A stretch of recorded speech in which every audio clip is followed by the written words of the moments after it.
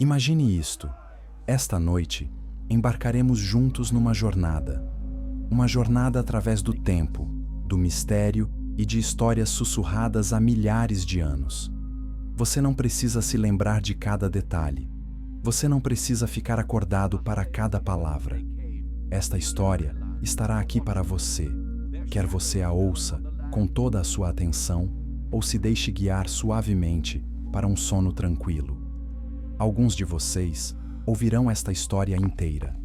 Outros se distrairão na metade e se encontrarão no mundo dos sonhos. Ambas as situações são perfeitamente aceitáveis. Esta história é uma companhia para a sua noite, não um teste. Então, fique à vontade. Ajuste o travesseiro. Cubra-se com o cobertor.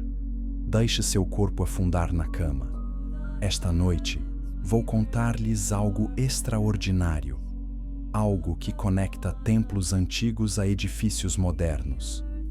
Algo que liga histórias antigas a novas descobertas. Algo que pode explicar por que certos lugares parecem especiais, por que certos símbolos aparecem repetidamente ao longo da história e por que os humanos sempre olharam para as estrelas, perguntando-se se estamos realmente sozinhos. Esta é uma história sobre perguntas. Perguntas belas e misteriosas que a humanidade tem feito há milhares de anos. Estão preparados? Então, que a nossa jornada comece. Capítulo 1. O livro misterioso que mudou tudo. Imagine entrar na maior biblioteca que você já viu. O ar tem cheiro de papel velho e couro. A luz do sol entra pelas janelas altas, fazendo com que partículas de poeira dancem em raios dourados. Livros revestem as paredes do chão ao teto. Milhares e milhares deles. Agora, imagine descobrir que um livro específico, foi retirado desta biblioteca de propósito. Não porque estivesse danificado, não porque fosse irrelevante, mas porque era importante demais, porque as palavras contidas nele eram consideradas poderosas demais, reveladoras demais, perigosas demais. Isso não é apenas imaginação, isso realmente aconteceu. O livro se chama Livro de Enoque, e por quase 2000 anos, a maioria das pessoas nem sabia que ele existia. Deixe-me contar como este livro desapareceu. Imagine o ano 325. Isso foi há mais de 1700 anos. O Império Romano se estendia por quase todo o mundo conhecido. Soldados marchavam em linhas retas. Estradas de pedra conectavam cidades distantes. E algo novo estava acontecendo. Uma nova religião chamada cristianismo crescia a cada dia. O imperador romano, um homem chamado Constantino, decide realizar uma grande reunião. Bispos e líderes religiosos viajam de longe e se reúnem em uma cidade chamada Niceia. Hoje, chamamos essa reunião de Concílio de Niceia. Superficialmente, essa reunião tratava de chegar a um consenso sobre ensinamentos religiosos, de decidir quais ideias estavam corretas e quais não. Mas algo mais aconteceu ali também. Algo que mudaria a história. Esses líderes analisaram todos os textos religiosos existentes. Havia muitos livros, cartas e evangelhos. Muito mais do que o que acabou na Bíblia que conhecemos hoje. E eles fizeram escolhas. Decidiram quais livros seriam incluídos e quais seriam deixados de fora. O livro de Enoque era extremamente popular naquela época. Os primeiros mestres cristãos o citavam constantemente. Era considerado sagrado e tratado com o mesmo respeito que os livros que de fato entraram para a Bíblia. Então, por que foi removido? O livro de Enoque contava uma história diferente sobre o início da história da humanidade. Explicava coisas que outros livros não explicavam. Respondia a perguntas sobre a origem do mal. Falava sobre anjos de maneiras muito específicas e detalhadas. Mas eis o que incomodou alguns líderes. O livro sugeria que os humanos não eram inteiramente responsáveis por todas as coisas ruins do mundo. Sugeria que seres de outros mundos haviam interferido no desenvolvimento da humanidade.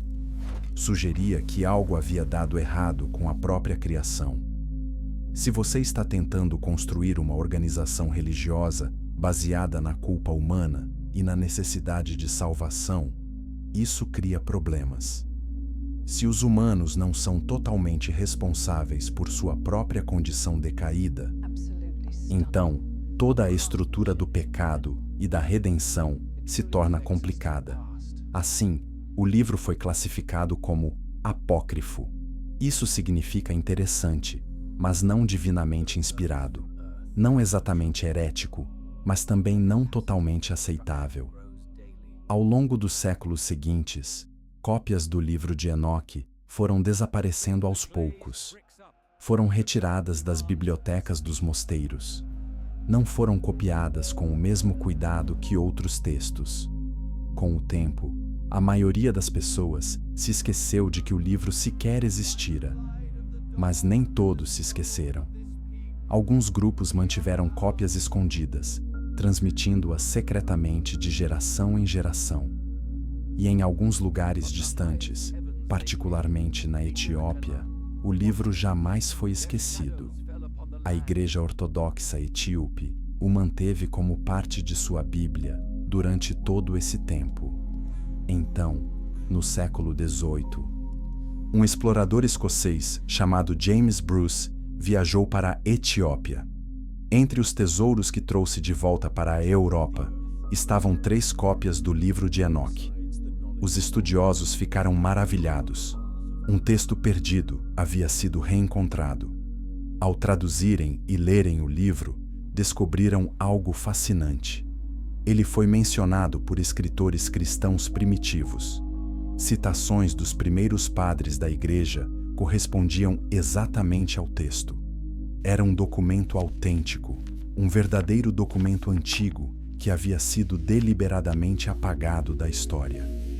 O que exatamente esse livro dizia que era tão controverso? Que segredos ele continha? É isso que vamos explorar juntos esta noite.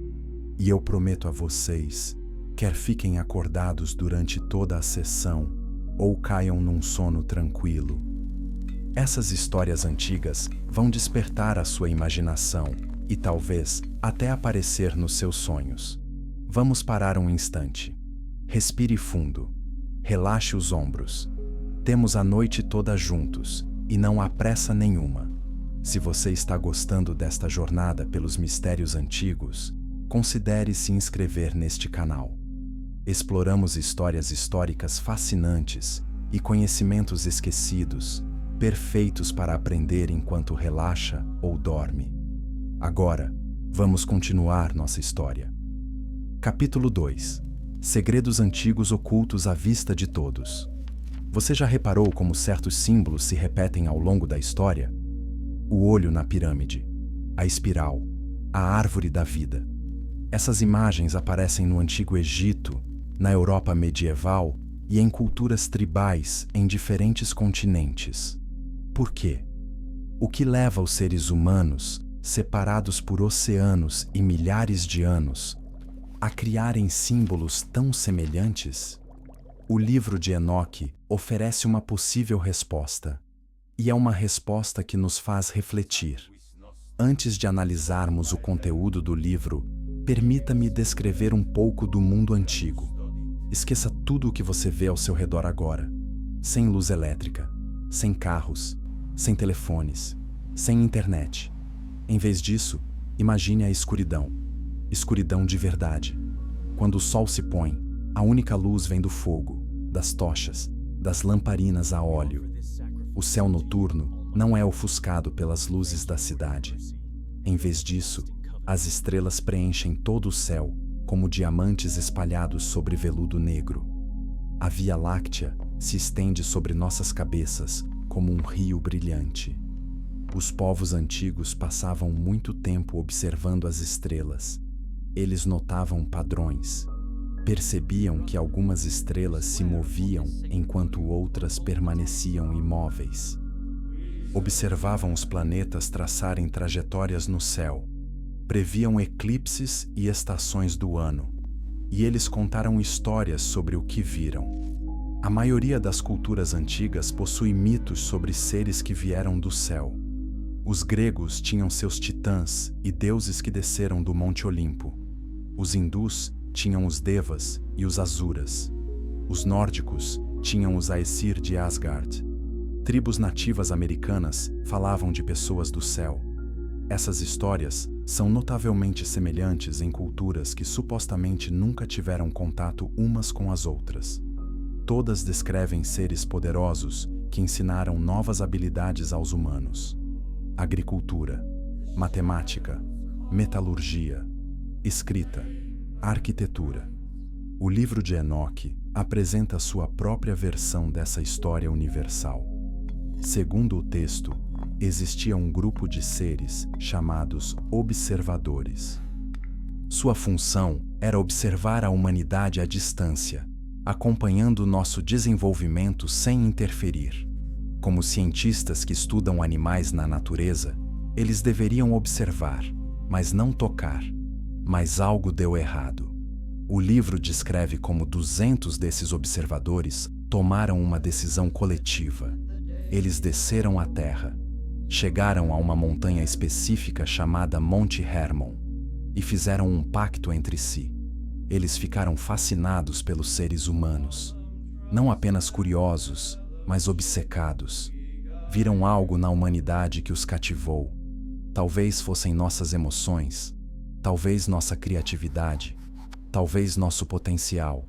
Seja qual for o motivo, eles decidiram quebrar seu juramento de não interferência. O texto é muito específico sobre o que aconteceu em seguida. Os observadores escolheram mulheres humanas e casaram-se com elas. Mas o livro sugere que não se tratava apenas de amor ou desejo. Era algo mais profundo, algo genético. Os filhos nascidos dessas uniões eram diferentes. O livro os chama de Nefilins, que se traduz aproximadamente como os caídos ou aqueles que fazem outros caírem. Essas crianças foram descritas como gigantes, mas não apenas fisicamente grandes. Elas eram extraordinariamente inteligentes, incrivelmente fortes, aprendiam mais rápido que os humanos normais, viviam mais tempo, eram, em todos os aspectos mensuráveis, superiores. Agora, quer você acredite que isso aconteceu literalmente ou veja como uma história metafórica, há algo fascinante aqui. Esta é uma das tentativas mais antigas da humanidade de responder a uma pergunta difícil. Por que algumas pessoas nascem com vantagens que outras não têm? Por que alguns indivíduos parecem possuir talentos extraordinários? Por que a desigualdade existe? A história dos Nefilins é, em certo sentido, uma antiga tentativa de explicar essas verdades incômodas sobre as diferenças humanas. Mas a história não termina com o nascimento deles. O livro de Enoque descreve o que esses seres extraordinários fizeram com seu poder. E é aí que a história toma um rumo mais sombrio. Os observadores ensinaram a seus filhos híbridos conhecimentos proibidos.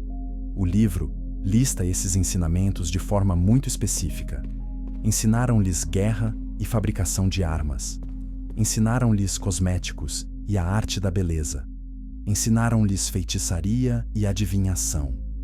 Ensinaram-lhes astronomia e os sinais da terra. Em outras palavras, eles lhes deram a tecnologia antes que a humanidade estivesse preparada para ela. Pense nesse conceito por um momento. O que acontece quando o conhecimento avançado é dado a pessoas que não estão emocional ou eticamente preparadas para usá-lo com sabedoria? Podemos observar isso em nossa própria época. Inventamos armas nucleares antes de desenvolvermos a sabedoria necessária para jamais usá-las. Criamos as redes sociais antes de compreendermos seus efeitos psicológicos. Desenvolvemos a inteligência artificial antes de estabelecermos diretrizes éticas para seu uso. A antiga história do livro de Enoque aborda esse mesmo problema.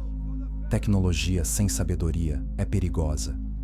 Os Nefilins, com suas habilidades superiores e conhecimento avançado, ascenderam rapidamente ao poder. Tornaram-se os governantes do mundo antigo. Tornaram-se os reis e heróis que outras culturas lembravam como semideuses e guerreiros lendários. Mas o governo deles não era benevolente. O livro descreve como eles consumiram os recursos da humanidade, como exigiram tributos e adoração, como estabeleceram uma ordem mundial baseada em sua própria superioridade e na subjugação da humanidade. Segundo esse texto, o mundo antigo não era um paraíso primitivo. Era uma civilização sofisticada, governada por uma elite híbrida que considerava os humanos comuns seres inferiores. Alguma dessas situações lhe parece familiar? Lembra-lhe algum padrão que observa no mundo atual? Não estou sugerindo nenhum paralelo moderno específico. Estou apenas pedindo que você pense, que reflita, que questione. É isso que esses textos antigos fazem de melhor. Eles não oferecem respostas simples. Eles fazem perguntas complexas que ecoam através de milhares de anos. Respire fundo mais uma vez. Relaxe a mandíbula. Deixe a língua repousar suavemente na boca. Vamos continuar esta história, e há muito mais para descobrir. Se você achou esta exploração instigante, deixe um comentário. O que você pensa sobre essas histórias antigas? Elas refletem alguma verdade sobre a natureza humana, mesmo que não as interpretemos literalmente? Agora, vamos falar sobre o que aconteceu em seguida. Capítulo 3. Os vigilantes e sua escolha proibida. Toda grande história tem um momento em que tudo muda, um ponto de virada, uma decisão irreversível. No livro de Enoque, esse momento ocorre quando os vigilantes descem ao Monte Hermon. Deixe-me contar-lhe mais sobre esta montanha. É um lugar real. Você pode visitá-la hoje. Ela fica na fronteira entre o Líbano e a Síria, elevando-se a mais de 2.700 metros acima do nível do mar. A neve cobre seu pico mesmo no verão. Na antiguidade, era considerada um lugar sagrado. O nome Hermon pode vir de uma palavra que significa lugar proibido ou coisa sagrada. O próprio nome sugere que este era um local associado a algo que não deveria ser abordado levianamente. Segundo o livro de Enoque, foi aqui que os 200 vigilantes se reuniram. O texto até menciona alguns deles. O líder era chamado Semjaza, embora diferentes traduções o grafem de maneiras diferentes. Outros nomes incluem Azazel, Armaros, Baraquel e outros que soam estranhos aos nossos ouvidos modernos. Esses nomes não foram escolhidos aleatoriamente. Nas línguas antigas, os nomes carregavam significado. Azazel, por exemplo, poderia significar bode expiatório ou eliminação completa. Baraquel poderia significar relâmpago de Deus. Cada nome conta uma pequena parte de uma história maior. Os observadores fizeram um juramento vinculante no Monte Hermon. Juraram juntos levar adiante seu plano. Por que precisavam desse juramento? Talvez porque soubessem que o que estavam prestes a fazer era errado. Talvez temessem que alguns entre eles perdessem a coragem e desistissem. Assim, eles se uniram em um pacto de culpa mútua. Se um caísse, todos cairiam. Era um pacto de rebelião coletiva.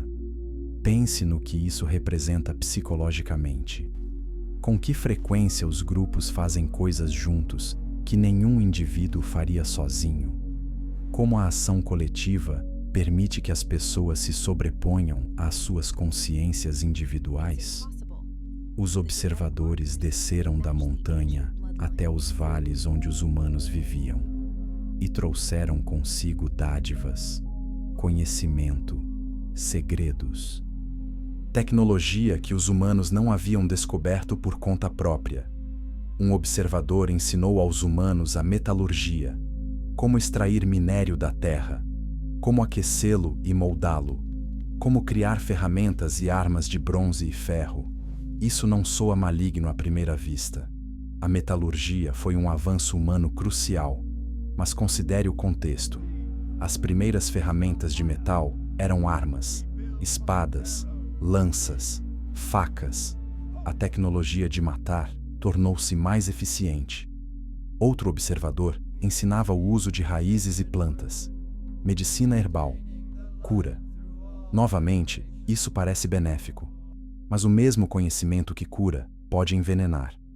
A linha entre remédio e toxina é apenas uma questão de dosagem. Outra professora ensinava cosméticos, como realçar a aparência com tinturas e maquiagem, como criar ilusões de beleza. Isso pode parecer trivial, mas pense mais a fundo. É ensinar a arte do engano, de fazer a superfície parecer diferente da realidade subjacente. Outro ensinava astrologia e adivinhação, como ler as estrelas e prever o futuro, como usar o conhecimento dos movimentos celestes para obter poder e controle sobre aqueles que não entendem. Cada dom tinha um lado sombrio. Cada fragmento de conhecimento podia ser usado para o bem ou distorcido para o mal. E os humanos, ainda jovens e impulsivos, nem sempre eram sábios sobre como usar essas ferramentas. Os filhos nascidos das uniões entre observadores e humanos herdaram habilidades de ambos os pais. De suas mães humanas, herdaram emoção, paixão e o desejo por experiências físicas. De seus pais de outro mundo, herdaram inteligência, força e talvez habilidades psíquicas ou mentais muito além da capacidade humana normal. Esses nefilins cresceram rapidamente. O texto os descreve como gigantes, e embora possamos debater se isso se refere ao tamanho físico ou à grandeza metafórica, a questão é clara. Eles não eram normais. Eles se destacavam. Eles dominavam. E eram estéreis. Este é um detalhe crucial que é fácil de passar despercebido. Como híbridos, eles não conseguiam reproduzir sua própria espécie. Eram becos sem saída evolutivos, magníficos, poderosos, mas, em última análise, incapazes de criar uma dinastia duradoura por meios naturais. Talvez isso tenha contribuído para a frustração deles. Eles tinham tudo, exceto a capacidade de criar um legado duradouro. Podiam governar, mas não conseguiam construir uma dinastia que se perpetuasse naturalmente. O mundo sob o domínio dos nefilins tornou-se estratificado. No topo estava a elite híbrida. No meio estavam os humanos que os serviam de bom grado, na esperança de obter favores e proteção. Na base estavam as massas de humanos comuns que trabalhavam arduamente para sustentar toda a estrutura. Isso lhe soa familiar? Hierarquias são tão antigas quanto a própria civilização. A história dos nefilins pode ser a maneira que a humanidade encontrou para explicar por que essas hierarquias existem. Por que parecem tão naturais? Por que aparecem em todas as culturas? Mas a história não justifica essas hierarquias. Ela alerta sobre elas. O livro de Enoque descreve como os seres humanos comuns começaram a clamar. Seu sofrimento chegou a um ponto crítico, e seus clamores, diz o texto, alcançaram o próprio céu. Os seres celestiais leais, os observadores que não se rebelaram, ouviram esses gritos. Olharam para baixo e viram o que seus irmãos rebeldes haviam criado. Viram a corrupção, a violência, a opressão, e eles sabiam que algo precisava ser feito. Uma decisão foi tomada no Conselho Celestial. Este experimento havia falhado. A contaminação da linhagem genética humana estava criando uma espécie predadora que eventualmente consumiria toda a humanidade original. A solução que escolheram foi extrema: uma reinicialização completa, uma limpeza planetária. Eles enviariam o dilúvio. Deixe sua respiração desacelerar agora. Sinta seu corpo ficando mais pesado, afundando cada vez mais no conforto. A história continua, mas você pode ouvi-la com a atenção que desejar. Se esta história lhe fez refletir sobre poder, hierarquia e natureza humana, compartilhe suas ideias nos comentários abaixo. Esses textos antigos tinham o propósito de iniciar conversas, e esse continua sendo o seu propósito hoje. Vamos continuar com o que aconteceu em seguida. Capítulo 4. Quando gigantes caminhavam entre nós. Todas as culturas da Terra têm histórias sobre gigantes. Mitos sobre seres enormes que viveram antes de nós. Os gregos contavam histórias de titãs. Os nórdicos falavam de Jotnar. As lendas celtas mencionavam os fomorianos. Tribos nativas americanas em ambos os continentes tinham lendas de gigantes. Por quê? Porque os humanos em todo o mundo contam histórias sobre gigantes. O livro de Enoque oferece uma resposta, mas vejamos também as evidências físicas que levantam dúvidas. Ao longo da história, as pessoas encontraram ossos enormes. Antes da paleontologia moderna, quando alguém encontrava um fêmur ou crânio maciço, não pensava em dinossauro ou megafauna extinta, pensava em gigante. Nos séculos XVIII e XIX, os museus frequentemente exibiam esses ossos como prova de que gigantes já haviam caminhado sobre a Terra. Somente mais tarde, a ciência os identificou como pertencentes a mamutes, mastodontes e outras criaturas da Era do Gelo. Mas as histórias persistiram, porque as histórias carregam a verdade, mesmo quando os detalhes estão errados. A verdade por trás das histórias de gigantes pode não estar relacionada ao tamanho físico. Pode estar relacionada ao poder. A sensação de pequenez diante de algo avassalador. Pense em como uma criança vê os adultos. Para as crianças, os adultos são gigantes. São maiores, mais fortes, mais inteligentes. Eles criam todas as regras. Eles têm todo o poder. Uma criança não consegue resistir à vontade de um adulto. Agora, imagine uma sociedade onde alguns seres humanos são tão mais avançados do que outros que a diferença parece enorme, onde inteligência, força e habilidade criam uma divisão tão vasta quanto a que existe entre crianças e adultos. É isso que os nefilins podem representar.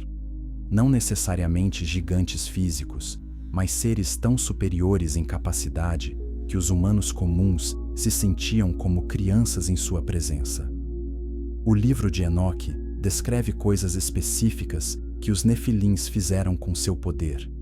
Eles fundaram reinos, grandes cidades com muralhas imponentes, estruturas tão impressionantes que as gerações futuras olhariam para elas e se perguntariam como foram construídas. Ainda hoje, observamos antigas estruturas megalíticas e nos esforçamos para explicá-las.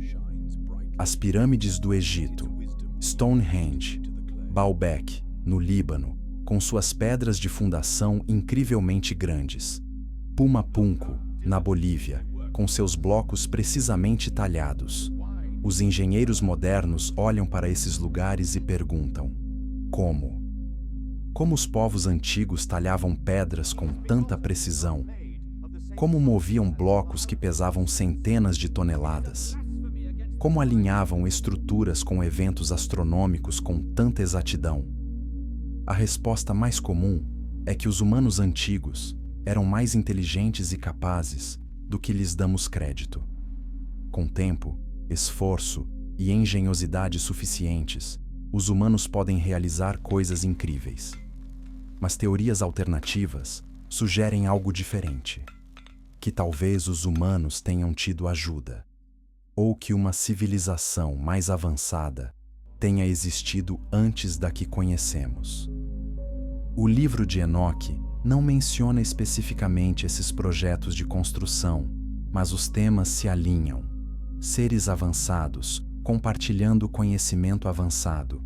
Estruturas que parecem estar além da capacidade de seus supostos construtores. Os Nefilins também estabeleceram o que poderíamos chamar de primeiras aristocracias, as primeiras classes dominantes hereditárias. Os primeiros sistemas em que o poder era transmitido por linhagens familiares com base no sangue e não no mérito. É aqui que pode ter origem o conceito de sangue azul. A ideia de que certas famílias são inerentemente superiores, que a nobreza é genética, que algumas linhagens têm o direito natural de governar outras. Essa crença dominou a civilização humana por milhares de anos. Ela ainda ressoa hoje em diversas formas. Mas eis o que é interessante na perspectiva do livro de Enoque. Ele não apresenta esse sistema como natural ou bom. Apresenta-o como uma corrupção, como um desvio de como as coisas deveriam ser. Segundo este texto, no projeto original, os seres humanos deveriam se desenvolver naturalmente, evoluindo sua civilização em seu próprio ritmo. A introdução de conhecimento avançado, antes que estivéssemos preparados para ele, criou uma hierarquia artificial que prejudicou o desenvolvimento humano. É como dar um cartão de crédito sem limite para um adolescente. Sim, ele pode comprar coisas incríveis, mas provavelmente tomará decisões terríveis. O poder vem antes da sabedoria para usá-lo bem. Segundo o texto, os próprios Nefilins não eram felizes. Apesar de seu poder e privilégios, não se sentiam realizados. Brigavam entre si. Eram consumidos por apetites que jamais conseguiam satisfazer completamente. Viviam em constante luta, sem nunca alcançar a satisfação. Esta é uma profunda percepção psicológica presente em uma história antiga. O poder não traz felicidade. A superioridade não traz paz. Vantagens externas não resolvem o vazio interior. Os Nefilins tinham tudo, exceto a única coisa de que realmente precisavam: um senso de propósito e conexão que transcendesse seus próprios desejos. Enquanto isso, os humanos comuns sofriam sob o domínio deles. Mas eles também aprendiam. Eles observavam. Eles se lembravam. E quando a grande mudança chegou, quando o dilúvio varreu o velho mundo, foram esses humanos comuns que seguiram em frente, os sobreviventes, aqueles que resistiram.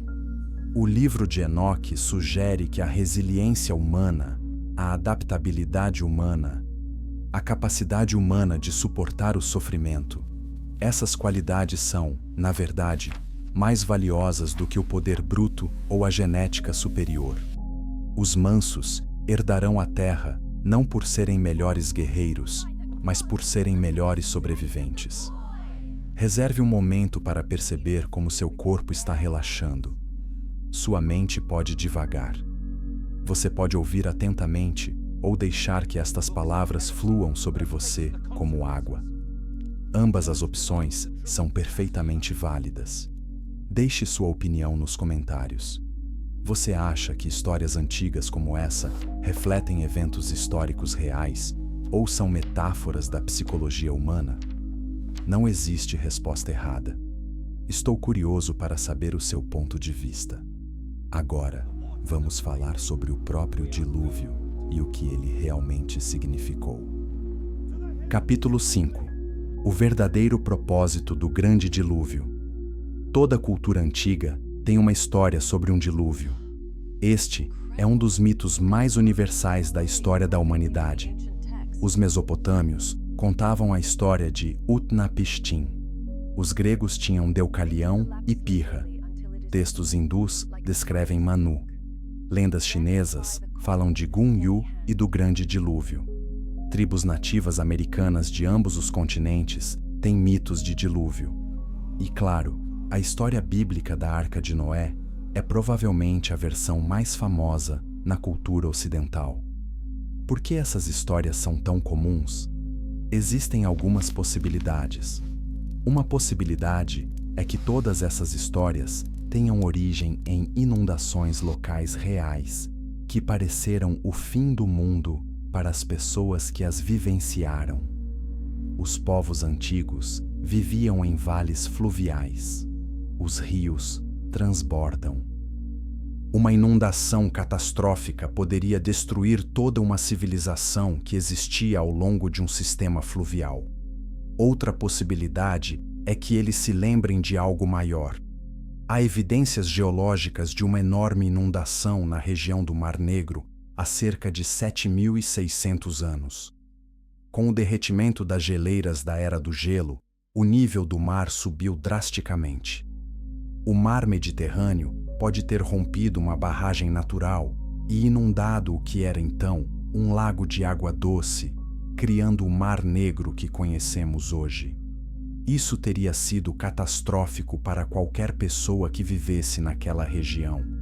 Civilizações inteiras teriam sido engolidas pelas águas. Os sobreviventes teriam fugido, levando consigo histórias do grande dilúvio para novas terras. Uma terceira possibilidade, apresentada no livro de Enoque, é que o dilúvio tenha sido algo completamente diferente.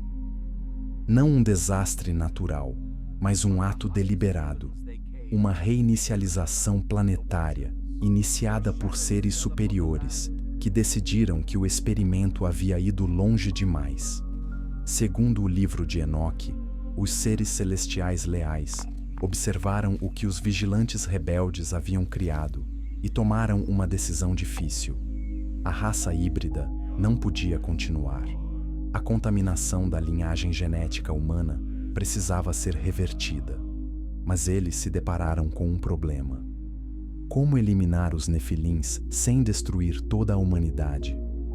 Como preservar o projeto original da humanidade enquanto se remove a corrupção?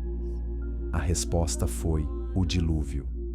Uma catástrofe seletiva que destruiria os corpos físicos dos nefilins, preservando um remanescente de humanos não corrompidos. Segundo essa interpretação, Noé e sua família não foram escolhidos aleatoriamente. Eles foram escolhidos porque sua linhagem genética ainda era pura, não contaminada pela hibridização dos nefilins. Essa é uma interpretação bem diferente da tradicional. Tradicionalmente, Noé foi escolhido por ser justo, por ser moralmente bom em uma geração corrupta. Mas o livro de Enoque acrescenta outra camada. Ele também era geneticamente importante. Sua linhagem sanguínea importava por razões que iam além do caráter. Agora, é aqui que a história fica realmente interessante. Segundo o livro de Enoque, o dilúvio cumpriu seu objetivo principal, a destruição dos nefilins. Mas seu legado não foi completamente apagado.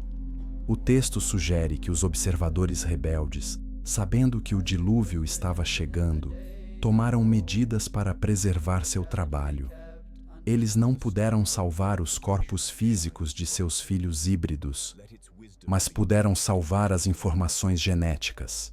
Pense nisso como fazer um backup dos dados antes que um computador trave. O hardware físico pode ser destruído, mas o software, o código, as informações podem ser preservados e carregados em um novo hardware posteriormente. Os rebeldes observadores supostamente reinseriram as características dos nefilins no genoma humano, ocultas em genes adormecidos, inativas, não expressas, mas preservadas, à espera. É aqui que o conceito de linhagens sanguíneas se torna central para a história. Certas linhagens familiares supostamente carregavam esse legado genético adormecido. Isso não os tornava nefilins, tornava-os portadores do potencial nefilim. Na maioria das vezes, esses genes permaneceriam dormentes. As pessoas portadoras seriam seres humanos normais, indistinguíveis de qualquer outra pessoa. Mas, ocasionalmente, sob certas condições, algumas dessas características poderiam se manifestar. Uma pessoa com inteligência em comum, carisma em comum, desejo em comum por poder, sensibilidade psíquica em comum. Esses podem ser pequenos ecos das antigas características dos nefilins ressurgindo brevemente. Agora, quero ser bem claro. Isto é mitologia. São histórias antigas. Não devemos usar histórias como esta para criar categorias de seres humanos superiores e inferiores. Esse caminho leva ao preconceito, à discriminação e ao horror. Mas, do ponto de vista psicológico e metafórico, há algo interessante aqui. A ideia de que os seres humanos carregam múltiplos potenciais dentro de si, que temos naturezas superiores e inferiores, que certas características podem permanecer adormecidas por gerações e, de repente, emergir. A genética moderna, na verdade, corrobora essa última parte. Características podem pular várias gerações. Uma criança pode ter características que não eram evidentes em nenhum dos pais, mas estavam presentes em um avô ou bisavô. Genes recessivos podem ficar ocultos e depois ressurgir. Os antigos contadores de histórias não possuíam a linguagem da genética, mas compreendiam a hereditariedade. Eles percebiam que as linhagens familiares apresentavam padrões, que certas características eram transmitidas de geração em geração. O livro de Enoque usa essa observação para contar uma história maior sobre o potencial humano e o perigo que ele representa, sobre as características que carregamos dentro de nós e que podem ser usadas para o bem ou para o mal. Após o dilúvio, de acordo com o texto, o mundo recebeu um novo começo. Os nefilins desapareceram. Os vigilantes foram aprisionados ou exilados. A humanidade pôde se desenvolver naturalmente novamente, mas as sementes do antigo conflito permaneceram, ocultas no genoma, aguardando as condições certas para germinar novamente. É aqui que o elemento profético entra na história. O livro de Enoque não apenas conta uma história sobre o passado, ele faz previsões sobre o futuro. Isso sugere que haverá um momento em que essas características latentes serão reativadas, quando os genes adormecidos despertarão, quando novos nefilins aparecerão, não por meio de nascimento híbrido direto, mas pela ativação do código ancestral oculto no DNA humano. Quer você veja isso como uma profecia literal ou como uma metáfora para padrões históricos recorrentes, é uma ideia poderosa. Os mesmos problemas que a humanidade enfrentou no passado voltarão a acontecer. As mesmas escolhas terão que ser feitas novamente. Respire devagar. Sinta suas pálpebras ficarem pesadas se quiserem se fechar. Você está seguro. Você está confortável.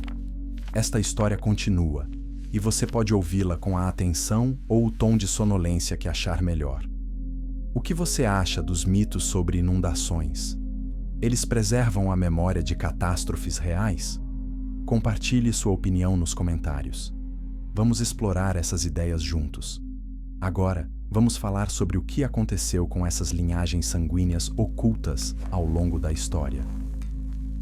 Capítulo 6. Linhagens que sobreviveram ao impossível. A história é escrita pelos vencedores. Conhecemos bem esse ditado. Mas há outra verdade igualmente importante. A história é preservada pelos sobreviventes.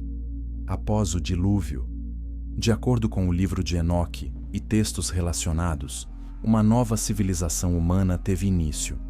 Chamamos esse período de Idade do Bronze. Cidades ressurgiram, reinos se formaram, sistemas de escrita se desenvolveram, a humanidade se reconstruiu. Mas certas famílias, certas linhagens, pareciam ocupar posições de poder repetidamente ao longo da história. Elas se tornaram as famílias reais, as castas sacerdotais, as aristocracias. Agora, a história convencional explica isso através da economia e das estruturas sociais. O poder se concentra. A riqueza permite que as famílias mantenham vantagens ao longo das gerações. Aqueles que possuem recursos podem transmiti-los aos seus filhos, criando dinastias. Isso é verdade. Mas há outra camada a ser explorada.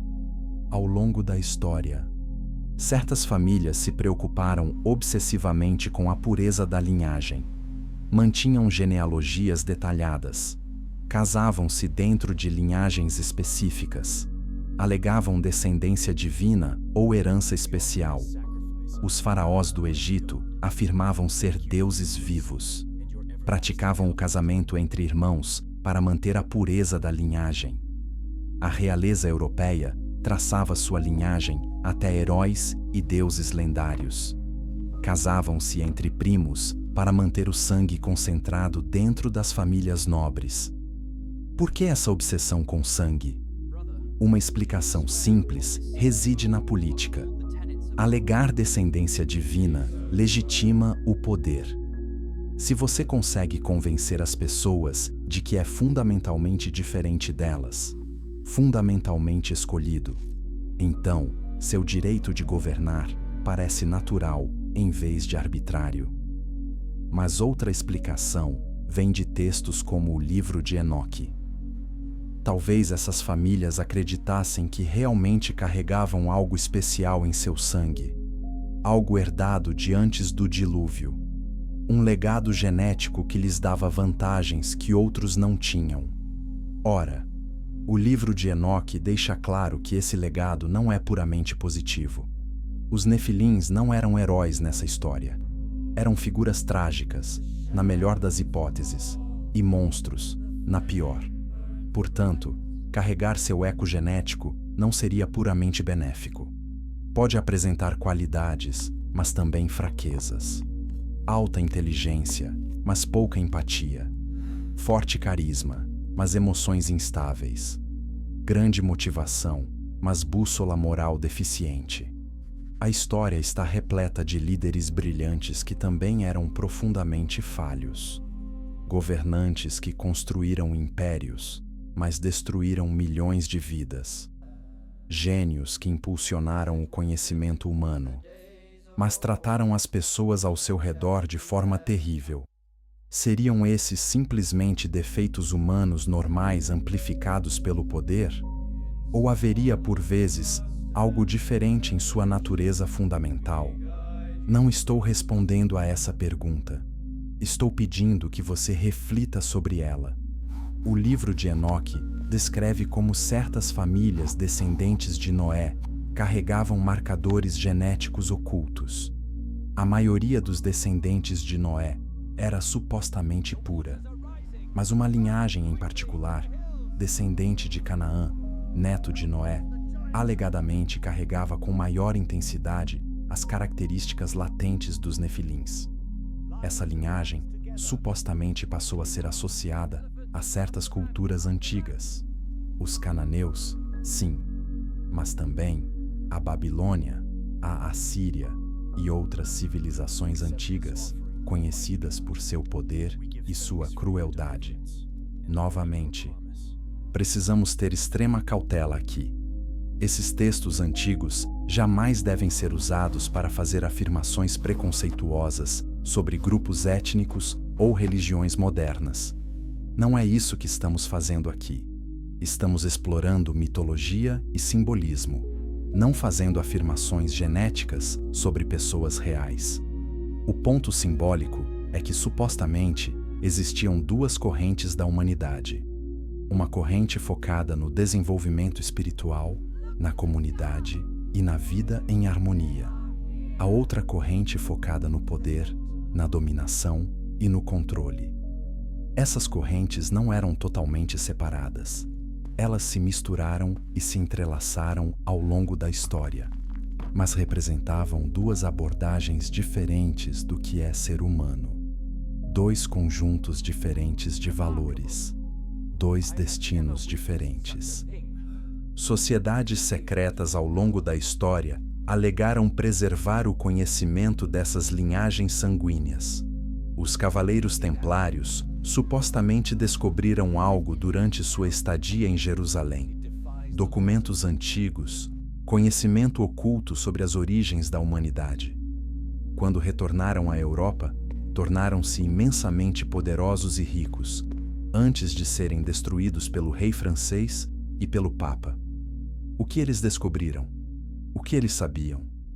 Os maçons reivindicam uma linhagem que remonta aos construtores do Templo de Salomão. Eles preservam símbolos e rituais que supostamente codificam conhecimento ancestral. O olho que tudo vê, a pirâmide, o esquadro e o compasso.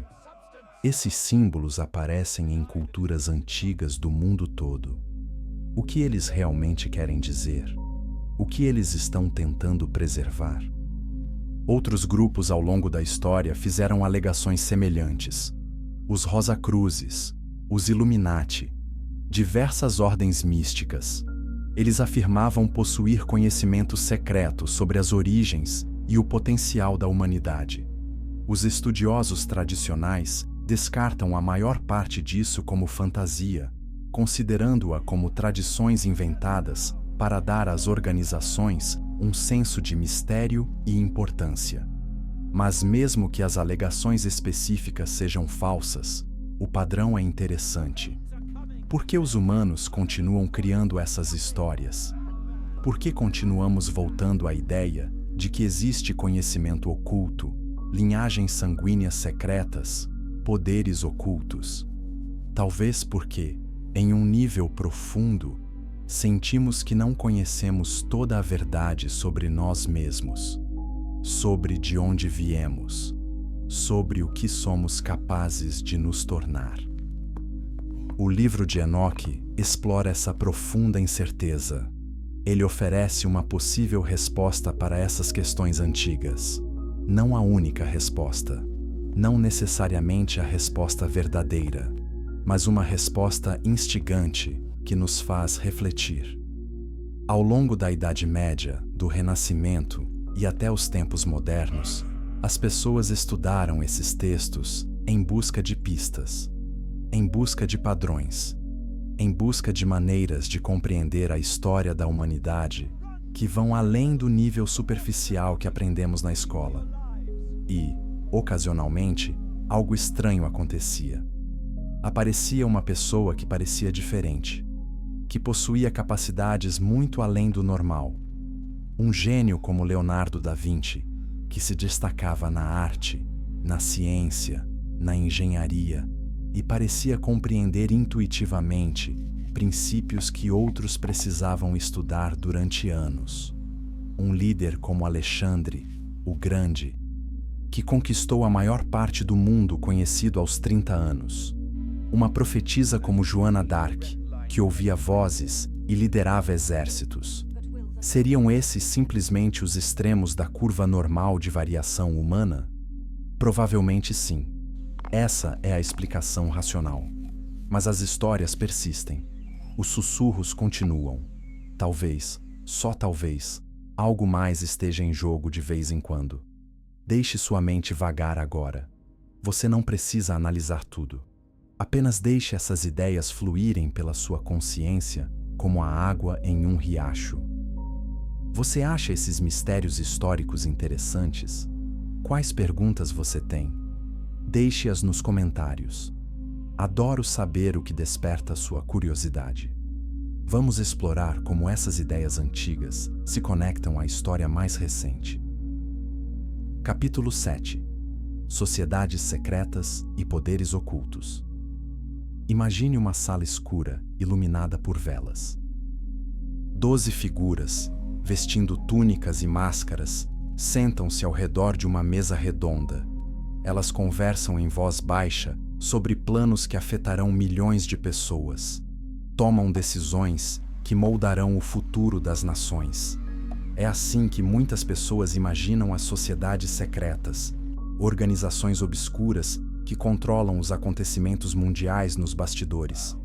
Quanto disso é real? Quanto é fantasia paranoica? A verdade, como sempre, está algures no meio.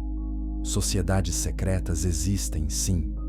Ao longo da história, houve organizações que operam em segredo, que possuem rituais de iniciação e que compartilham conhecimento apenas entre seus membros. Mas a maioria delas é muito menos poderosa e muito menos sinistra do que as teorias da conspiração sugerem. Muitas são simplesmente clubes sociais para pessoas ricas. Outras são organizações fraternas que realizam trabalhos de caridade. Algumas preservam conhecimento esotérico ou praticam tradições místicas. No entanto, a ideia de sociedades secretas se conecta à nossa história maior de maneiras interessantes. Se linhagens poderosas realmente existissem e carregassem características genéticas especiais, precisariam de organizações para preservar esse conhecimento ao longo das gerações. Precisariam de maneiras de se identificarem mutuamente, maneiras de transmitir informações sem torná-las públicas. É aqui que o simbolismo se torna importante. Ao longo da história, certos símbolos reaparecem constantemente. A pirâmide, o olho, o hexagrama, o pentagrama, o Ouroboros, a serpente que devora a própria cauda, a árvore da vida, o caduceu, duas serpentes em torno de um bastão.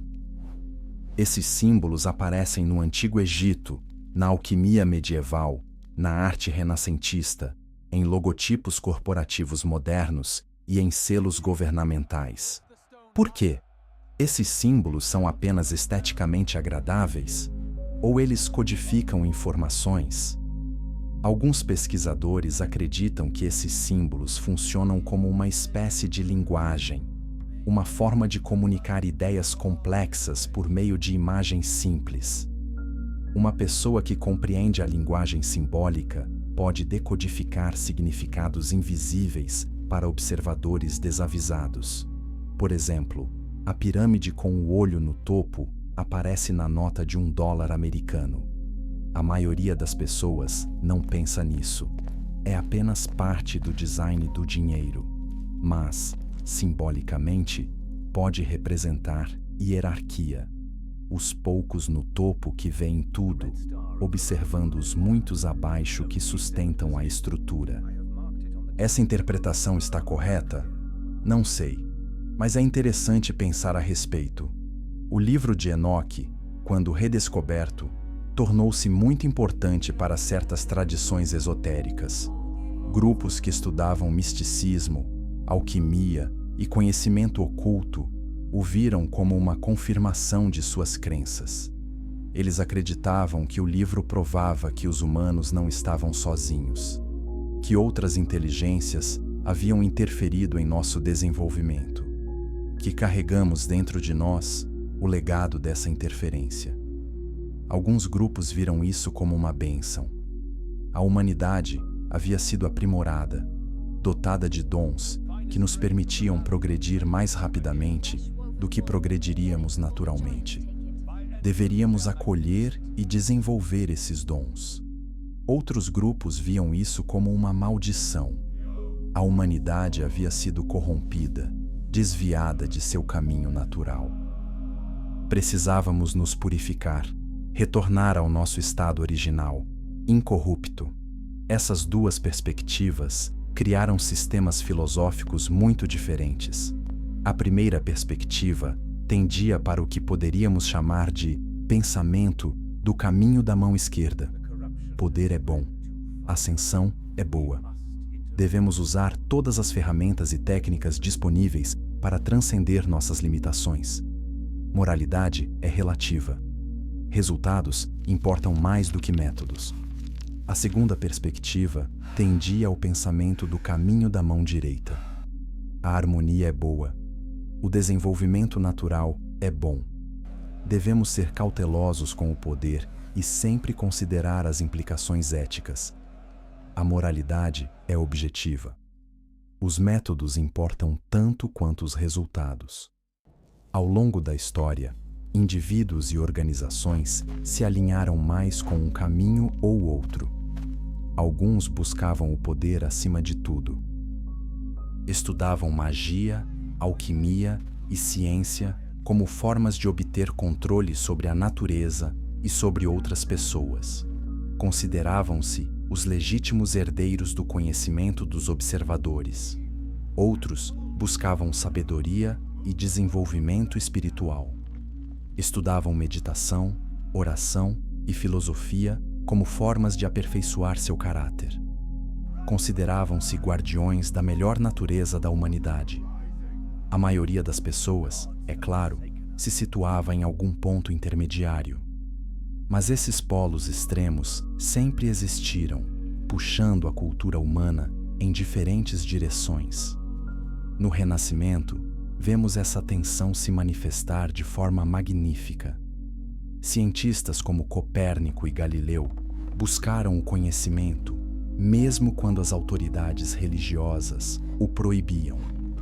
Eles queriam entender como o universo realmente funcionava, independentemente de isso desafiar crenças aceitas. Artistas como Michelangelo e Botticelli incorporaram simbolismo esotérico em suas obras. O teto da Capela Sistina está repleto de significados ocultos. As pinturas de Botticelli contêm referências à mitologia clássica e, possivelmente, a sociedades secretas, como o Círculo dos Médici. Filósofos como Giordano Bruno defenderam ideias tão radicais que a Igreja o queimou na fogueira. Ele sugeriu que o universo era infinito, que existiam outros mundos e que Deus era imanente à natureza, em vez de separado dela. Esses pensadores renascentistas estavam redescobrindo e reinterpretando textos antigos, como o Livro de Enoque. Eles buscavam sintetizar o conhecimento clássico com a doutrina cristã. Estavam criando novas estruturas para compreender o lugar da humanidade no cosmos. E alguns deles pagaram um preço terrível por essa curiosidade intelectual. A Igreja, particularmente através da Inquisição, lutou arduamente para controlar o conhecimento que era aceitável. Eles tinham o Índice de Livros Proibidos, que listava textos que os católicos não tinham permissão para ler. O Livro de Enoque, juntamente com muitos outros textos antigos, estava nessa lista. Por quê? Se esses textos fossem apenas mitos primitivos, por que proibi-los? Por que não deixar as pessoas lê-los e chegar às suas próprias conclusões? A posição da Igreja era de que esses textos poderiam levar as pessoas à heresia, a crenças falsas que colocariam em risco suas almas imortais. Da perspectiva da Igreja, eles estavam protegendo as pessoas. Mas os críticos argumentam que a Igreja estava protegendo seu próprio poder. Textos que ofereciam narrativas alternativas sobre as origens humanas, sobre anjos e demônios, sobre a relação entre humanos e o divino, esses textos ameaçavam o monopólio da Igreja sobre a verdade religiosa. Esse é um padrão que se repete ao longo da história. Aqueles que detêm o poder querem controlar a narrativa. Histórias alternativas, explicações alternativas, são sempre vistas como ameaçadoras. Ainda hoje, vemos isso. Certas ideias são aceitáveis para discussão, enquanto outras são rotuladas como teorias da conspiração. Algumas perguntas são incentivadas e outras são descartadas. Não estou dizendo que todas as teorias da conspiração sejam verdadeiras. A maioria é um absurdo. Mas o padrão de poder tentando controlar o conhecimento, esse padrão é real e antigo. Sua respiração está lenta e constante agora. Seus músculos estão relaxados. Você está naquele estado agradável entre o sono e a vigília. A história continua, e você pode se deixar levar por ela para onde quer que ela o leve. Qual a sua opinião sobre sociedades secretas, poder real ou apenas histórias interessantes? Deixe um comentário. Sempre me interesso por diferentes pontos de vista. Agora vamos trazer essa história para tempos mais recentes. Capítulo 8. As estranhas conexões do mundo moderno. O século XX mudou tudo. A tecnologia explodiu a uma velocidade sem precedentes. Em apenas 100 anos, passamos de carruagens puxadas por cavalos para viagens espaciais, do telégrafo para a internet, de fonógrafos de manivela para serviços de streaming de música. Por que o progresso acelerou tão drasticamente? A resposta padrão é que cada inovação se baseou nas anteriores. Uma vez que se tem eletricidade, é possível inventar motores elétricos. Uma vez que se tem rádio, é possível desenvolver a televisão. Cada avanço possibilita o próximo, em uma curva exponencial. Isso é verdade na maior parte dos casos. Mas algumas pessoas fizeram uma pergunta diferente. Tivemos ajuda? Nas décadas de 1940 e 1950, os avistamentos de OVNIs aumentaram drasticamente. O mais famoso foi o de Roswell, em 1947, onde algo caiu no Novo México. A explicação oficial mudou diversas vezes, primeiro dizendo que era um disco voador, depois alegando que era um balão meteorológico e, mais tarde, revelando que fazia parte de um projeto secreto para detectar testes nucleares soviéticos. O que realmente caiu em Roswell? Provavelmente nunca saberemos com certeza. Mas o incidente desencadeou décadas de especulação sobre visitantes extraterrestres e acobertamentos governamentais. Isso se conecta à nossa história maior de uma maneira interessante. Lembre-se, o livro de Enoque descreve inteligências não humanas interagindo com a humanidade. Seres de fora da nossa existência normal que trouxeram conhecimento e tecnologia. O folclore ufológico moderno descreve essencialmente a mesma coisa. Seres de fora, neste caso, de outros planetas, e não de outras dimensões, que observam a humanidade e ocasionalmente interagem conosco. Seriam esses os mesmos fenômenos descritos em contextos culturais diferentes? Os povos antigos descreveriam seres avançados como deuses ou anjos. As pessoas modernas os descrevem como extraterrestres de outros planetas. Linguagens diferentes para a mesma experiência. Ou será que não tem qualquer relação? Mitologia antiga é mitologia. Os avistamentos modernos de OVNIs são encontros genuínos com naves extraterrestres ou são identificações errôneas, fraudes e fenômenos psicológicos? Não vou dizer qual resposta está certa. Acho ambas as possibilidades fascinantes. É inegável que o século XX testemunhou uma explosão de interesse nessas questões. Livros, filmes e programas de TV exploraram temas como astronautas ancestrais, manipulação genética e potencial humano oculto. Autores como Erich von Däniken escreveram best-sellers argumentando que estruturas antigas como as pirâmides foram construídas com a ajuda de visitantes extraterrestres.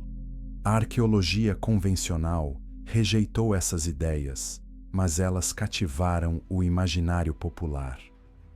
Séries de televisão como Arquivo X exploraram conspirações governamentais para esconder a verdade sobre o contato com extraterrestres. Filmes como Matrix sugeriram que toda a nossa realidade poderia ser uma simulação criada por inteligências avançadas. Essas são versões modernas de perguntas muito antigas. Quem somos nós realmente? De onde viemos? Estamos sozinhos? Qual é o nosso verdadeiro potencial? O livro de Enoque abordou essas questões na linguagem e nos conceitos de sua época. A ficção especulativa moderna as aborda na linguagem da nossa época. As questões centrais permanecem as mesmas.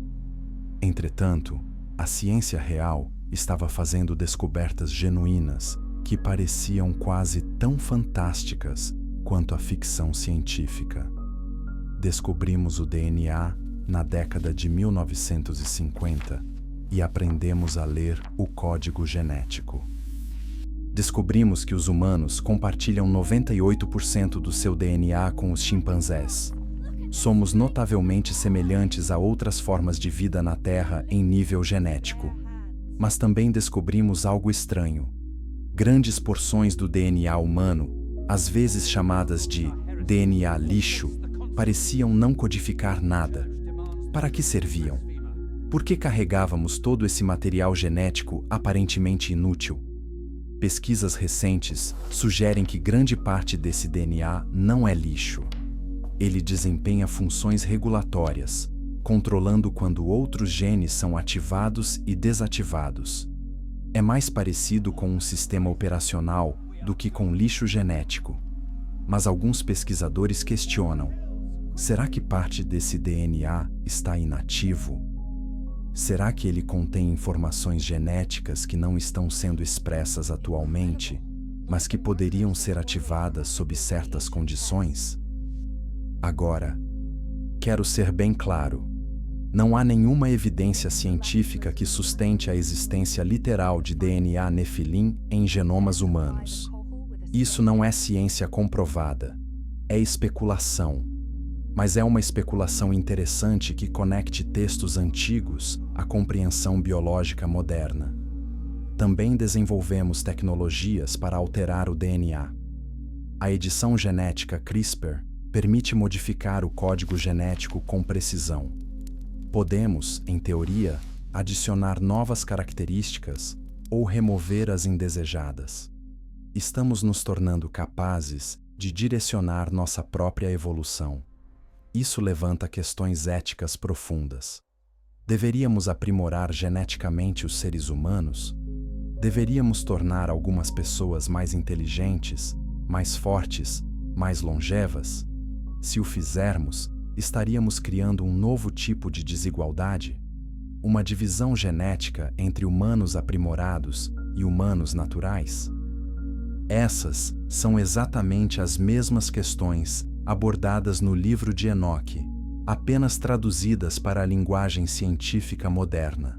O que acontece quando alguns seres humanos são geneticamente superiores a outros? Quais são as consequências disso para a sociedade, para a igualdade, para a dignidade humana? Estamos nos aproximando do ponto em que essas não são apenas questões filosóficas, mas também questões práticas que teremos que responder. Ao mesmo tempo, estamos desenvolvendo inteligência artificial. Estamos criando inteligências não humanas que podem eventualmente nos superar em muitas capacidades. Qual será a nossa relação com a IA? Serão ferramentas que controlamos? Parceiros com quem trabalhamos? Ou se tornarão algo completamente diferente, tornando os humanos biológicos obsoletos?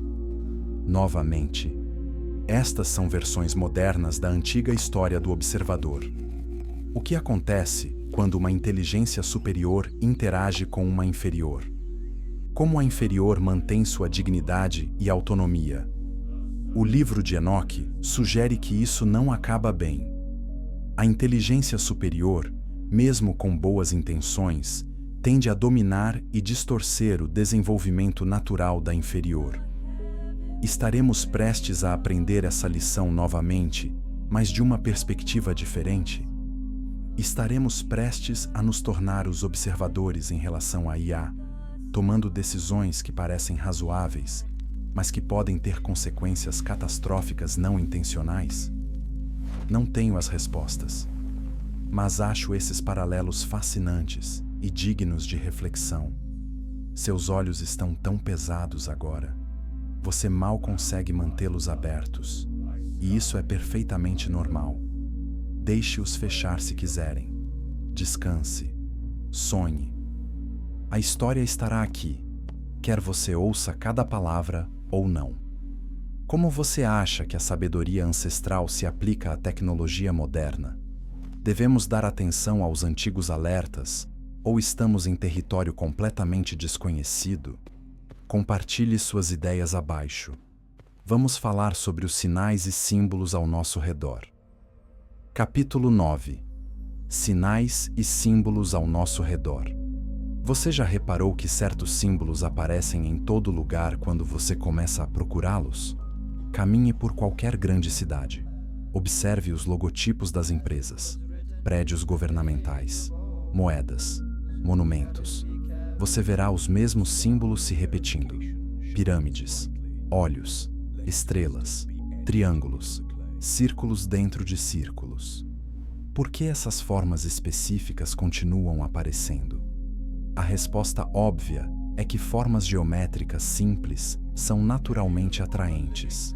São fáceis de reproduzir, memoráveis e têm um aspecto limpo e profissional, seja num logotipo ou na fachada de um edifício.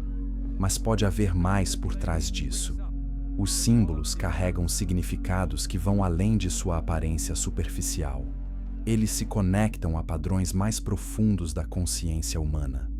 Carl Jung chamou esses padrões de arquétipos.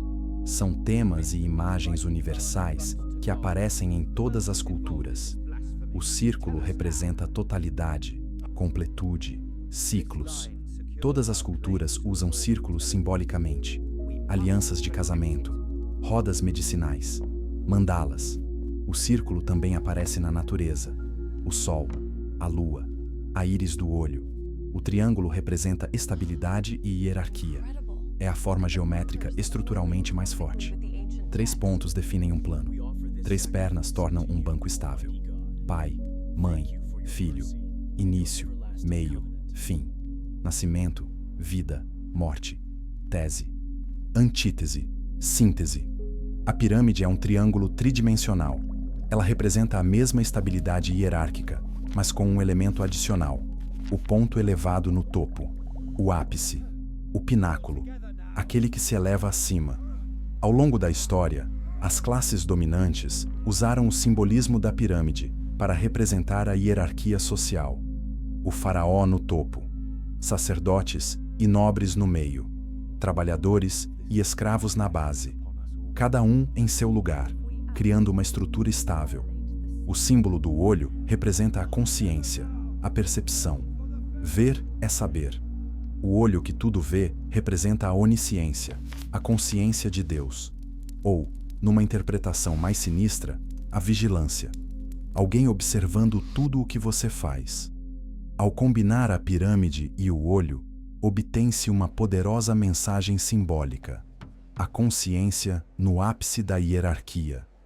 Os poucos iluminados no topo, que tudo veem, guiam as massas inconscientes abaixo. Este símbolo aparece na nota de $1 americano, no grande selo. Está lá desde a fundação dos Estados Unidos. A explicação oficial é que representa a providência divina zelando pela nova nação. Mas alguns veem isso de forma diferente, como um símbolo de que os Estados Unidos foram fundados por pessoas que compreendiam esses princípios esotéricos. Pessoas que se viam como guardiões iluminados de uma nova ordem. A frase no selo diz: Novus Ordo Seclorum. É latim. A tradução oficial é Nova Ordem das Eras. Mas muitas pessoas a conhecem como Nova Ordem Mundial. Isso foi intencional? Estariam os fundadores sinalizando sua intenção de criar um novo tipo de sociedade baseada em princípios conhecidos apenas pelos iniciados? Ou será que as pessoas estão dando muita importância a escolhas que eram simplesmente estéticas e clássicas? Os fundadores admiravam os ideais republicanos romanos. Usar frases em latim e imagens clássicas estava na moda. Ambas as interpretações podem ter algum fundamento. Vamos analisar a arquitetura. Washington, D.C., está repleta de edifícios que lembram templos antigos. O Capitólio possui colunas e cúpulas semelhantes às estruturas romanas. O monumento a Washington é um obelisco, um símbolo do Antigo Egito. O Memorial de Lincoln se assemelha a um templo grego. Por que projetar uma capital moderna para se parecer com estruturas religiosas antigas? A resposta oficial é que isso conecta a democracia americana à civilização clássica. Somos herdeiros dos ideais gregos e romanos de república e direito. Mas existe uma camada simbólica mais profunda. Esses edifícios criam um espaço sagrado. Eles elevam o governo a algo mais do que mundano. Sugerem que o que acontece nesses edifícios não é apenas política, mas algo próximo a um ritual religioso. Os líderes se tornam sumos sacerdotes. As leis se tornam mandamentos. A nação se torna uma espécie de religião. Isso não é exclusivo dos Estados Unidos. Todas as civilizações fazem isso em alguma medida. Mas é interessante observar e refletir sobre isso. Agora, vamos falar sobre entretenimento e mídia. Filmes e programas de televisão estão repletos de simbolismo esotérico. Às vezes, é intencional e significativo. Às vezes, é apenas visualmente interessante. E às vezes, os cineastas usam esses símbolos porque os viram em outros filmes, criando uma espécie de tradição inconsciente. Mas certos temas reaparecem constantemente. O escolhido, o potencial oculto nas pessoas comuns, a guerra secreta entre o bem e o mal que a maioria das pessoas nunca vê, o mal ancestral que retorna após ser dado como derrotado. São os mesmos temas do livro de Enoque, apenas contados em cenários modernos, com personagens modernos.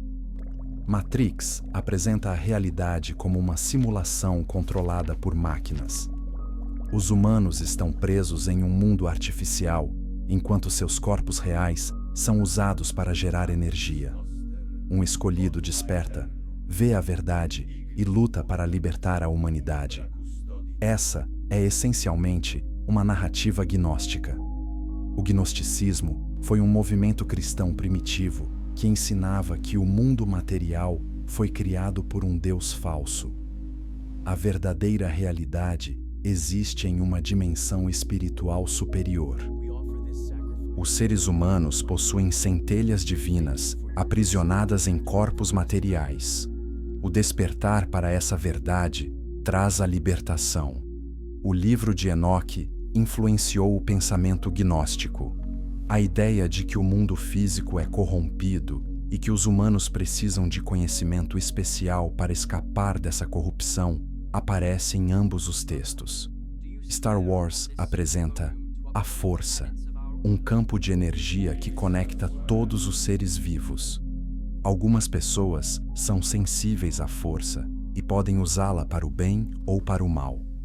Os Jedi são guardiões que treinam indivíduos sensíveis à força. Essa é essencialmente a narrativa dos observadores. Alguns seres possuem habilidades que outros não. Essas habilidades podem ser usadas para o bem ou para o mal. O treinamento e o desenvolvimento moral determinam qual caminho cada um seguirá. Harry Potter apresenta um mundo mágico escondido dentro do mundo comum. Algumas pessoas nascem com habilidades mágicas. Elas são retiradas de suas famílias ainda crianças e treinadas em escolas especiais. Há um Lorde das Trevas que deseja estabelecer a supremacia dos bruxos de sangue puro sobre os humanos sem magia. Mais uma vez, vemos temas como linhagens sanguíneas ocultas, habilidades especiais e o perigo da supremacia genética. Não estou sugerindo que essas histórias estejam ensinando doutrinas esotéricas deliberadamente. Estou sugerindo que esses padrões arquetípicos estão tão arraigados na consciência humana que aparecem naturalmente em nossas narrativas. Continuamos a revisitar esses temas porque eles abordam preocupações humanas reais, questões sobre identidade, pertencimento, poder, destino, bem e mal. O livro de Enoque é uma das mais antigas expressões escritas desses temas, mas os próprios temas são ainda mais antigos. Eles são fundamentais para a forma como os seres humanos compreendem a si mesmos e o seu lugar no universo. Permita-se mergulhar ainda mais fundo no relaxamento agora. Sua mente consciente pode descansar. Seu inconsciente pode processar essas ideias à sua maneira. Não há pressão para se lembrar ou entender tudo. Você percebe símbolos no seu dia a dia? Eles têm algum significado para você? Adoraria ler suas observações nos comentários. Agora, vamos concluir com algumas reflexões sobre o potencial humano. Capítulo 10. A verdade sobre o potencial humano. Viajamos juntos por textos antigos, histórias ocultas, símbolos secretos e conexões modernas. Exploramos questões sobre as origens humanas, linhagens e potencial, poder e sabedoria. Agora vamos juntar tudo e pensar no que isso significa para você, para nós, para a humanidade como um todo. Quer você interprete o livro de Enoque literalmente ou o veja como uma metáfora, a mensagem central é a mesma. Os seres humanos possuem um potencial imenso. Temos capacidades que raramente utilizamos. Podemos realizar coisas que parecem impossíveis. Mas esse potencial vem acompanhado de responsabilidade, de perigo. As mesmas habilidades que podem gerar beleza e progresso também podem gerar destruição e sofrimento. A história dos vigilantes e dos nefilins é, em última análise, uma história de advertência. Ela alerta sobre os perigos de poder sem sabedoria. Os nefilins possuíam habilidades muito superiores às dos humanos comuns, mas lhes faltava o desenvolvimento emocional e ético para utilizá-las bem. Tornaram-se tiranos. Conhecimento sem moralidade. Os observadores ensinaram tecnologia avançada a seres que não estavam preparados para ela. O resultado foram armas, guerras e opressão. Superioridade sem empatia. Quando um grupo acredita ser fundamentalmente melhor do que os outros, inevitavelmente acaba dominando e explorando esses outros. Se essa superioridade é genética, intelectual, econômica ou espiritual, não importa. O padrão é o mesmo. Essas advertências são tão relevantes hoje quanto eram há milhares de anos. Vivemos em uma época de poder incrível. A tecnologia nos dá habilidades que nossos ancestrais considerariam divinas. Podemos voar pelos ares. Podemos nos comunicar instantaneamente a qualquer distância.